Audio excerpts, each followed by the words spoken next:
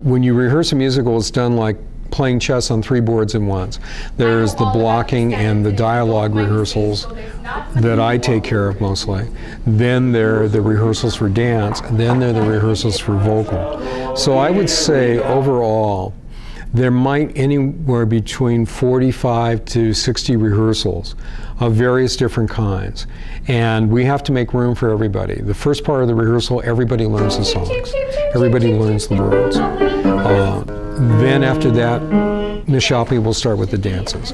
And then after people know pretty much the dances and that, I start to rehearse with the actors of leading with the dialogue up to a dance, then I stop there, or up to a major song, until we can start putting those together. Zanita! Hi. Tommy, Papa, and Mom are sitting right there in the vein. Eat gods. Oh, all right, but let me understand.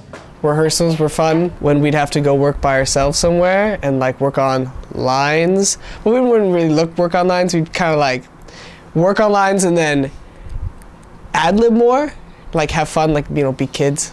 That was probably the funnest. Or or being off stage trying to break people's character. I just kidding. I mostly enjoyed meeting new people and like having something to do after school, because I usually go home and do homework. But then when I was in the show, I got to go and rehearse and have lots of fun with my new friends. No, Webster, you've concocted for yourself. Oh, your Irish imagination, your Iowa stubbornness, and your library full of books. Very nice. How much time did the both of you spend with the cast, like working the songs and then individuals? But that's not a knock to the people that did it. You know, we want it to be great. We want to. Our job is to ensure that when they start with stage time and they get out there, that we've done our job. That they are prepared vocally, that they can do the acting and they can do the dancing, and they are set vocally and they can make a big sound. Very important that you sing this in the shower, on the way home, in the car. Otherwise, it's not going to get learned. I would hope that you would come through the door with at least the rhythms and the words memorized, and then I can fine-tune the singing, the tone quality, the note accuracy, okay? But please don't just come in like, I'm just going to learn this on Hal's back, because you're going to sell yourself short, and you're not going to be, well, you're not going to feel prepared going out on stage, and that's huge. Just being the lead, you have to like constantly, you can't be tired. Like, even if you're tired, you have to work as hard as you can during rehearsals just to make everybody else try to work harder. Like, and you have to stay on the ball all the time. It's just a lot of work, a lot of lines, a lot of songs, a lot of dancing, lots and lots of stuff. That game with the 15 numbered balls is the devil's tool. Trouble, trouble, trouble. You got big trouble. With a T, gotta rhyme it with P. That stands for pool. Yay, I win. I was working basically from day one, and I know especially from the auditions, a lot of people like, I know like, you know, work really hard in auditions and like, and then they get the part and then it's like, okay, I can relax, now I got the part. But I knew with this part especially that I could not just relax, that once I got it, now they were expecting that to be the base of what I was going to perform at, and I had to go above and beyond what I had done in auditions. When I auditioned, there wasn't really any part that I wanted except for Harold. Not just because he was the lead, just because he was the most fun. I could have auditioned for other parts, but I really wanted to be Harold because he sings, he dances, and he acts throughout the whole thing. It was just a nice challenge, because especially, like I said, the dancing is a nice, really hard thing for me to do. And it was a good challenge for me to get like better coordinated. As directors, when you pick leads, you try to pick people that have kind of been there, done that. So I think they knew. I think they expected it. Yeah, now I don't know how much they knew the gig. How much more work they expected, but they didn't even question it. They say, okay, you know, I'll take whatever you give me. You know. They were motivated. They understood. They understood the gig. Boys band. Oh, think my friends, how could any pool table hope to compete with? Oh, I skipped ever. Yeah. So did you? Okay. I don't know how she, because like I kind of complained a little with like, oh geez, I have no time.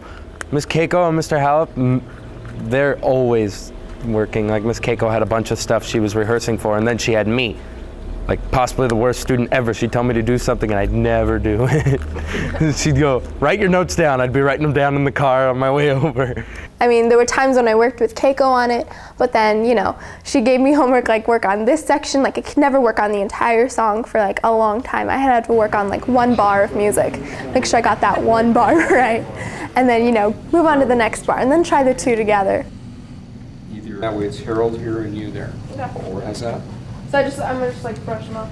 I think it's a little bit like what we've done before. Okay. But yeah, but this time you're actually going to sit and talk to them.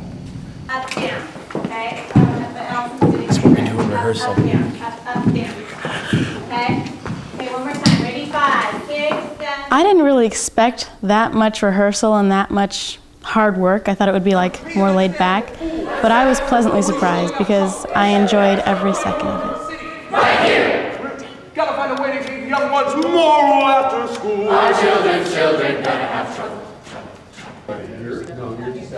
Oh yes, I'm reticent.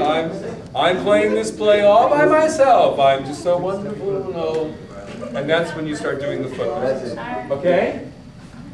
I was really impressed with the other leads. I thought they were really strong and they worked as hard as anyone else did on their parts. They were really committed to it, and they really seemed to care about their role. And it seemed like their level of commitment and focus was really high throughout the whole thing. That bothers me. I think that I could have worked a lot harder on my part. I think a lot of other people, they worked hard, but I don't think they realized how hard they actually had to work to get it to be really, really good. But if we had been like rehearsing with that much the whole time, it would have been like so much better.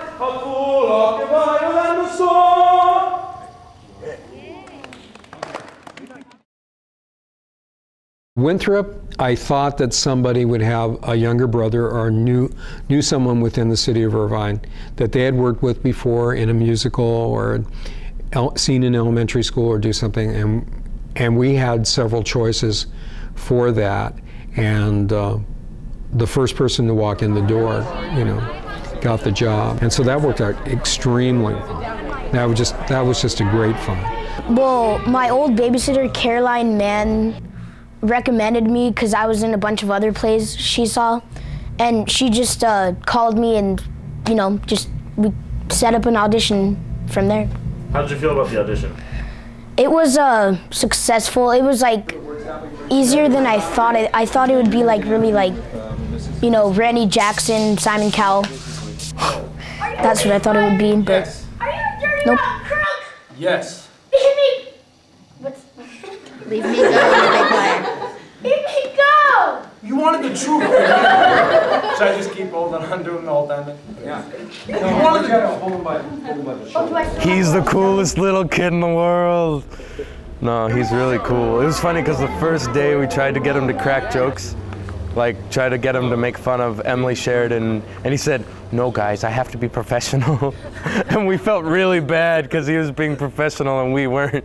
It was really cool. He was great. He loved all of us, it felt like, and whenever he saw us, he was just so excited, and it kind of got everyone else excited and everyone happy to be there. On his elevating picture, I will sing the ground.